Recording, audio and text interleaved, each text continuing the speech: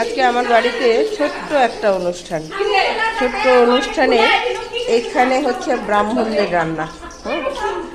অনেক কিছুই রান্না হচ্ছে, রান্না করছে রুদ্রাণী মজুমদার, ভালো নাম, ডাক নাম হলো মিমি। এই যে সাবু কলা মাখিয়ে দাঁড়িয়ে আছে। হ্যাঁ, ওই যে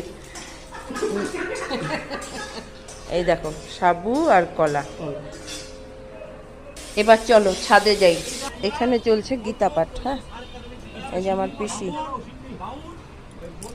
দেখো সবাই আছে।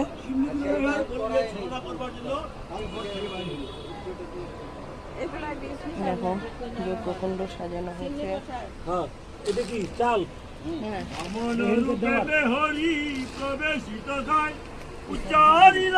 আশীর্বাদ সমাজ কথায় ব্রাহ্মণ কুমার একে দেখিতে সুন্দর, অতি তেজময় বপু বিশ্বমুগ্ধকর। হেন রূপে কুমারে রে হেরি ঋষিগণ, ব্রহ্ম তেজ ভাবি মনে করিল পূজন।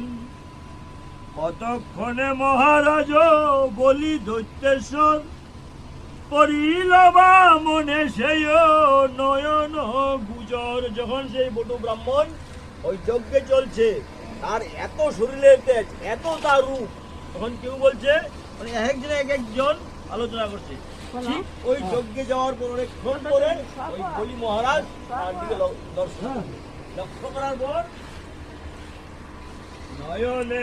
নয়নে হারি রূপ হইয়া বিস্মিত, সাদরে ডাকিয়া মান্য করে নবিত। মনে মনে করে রাজা কত আন্দোলন।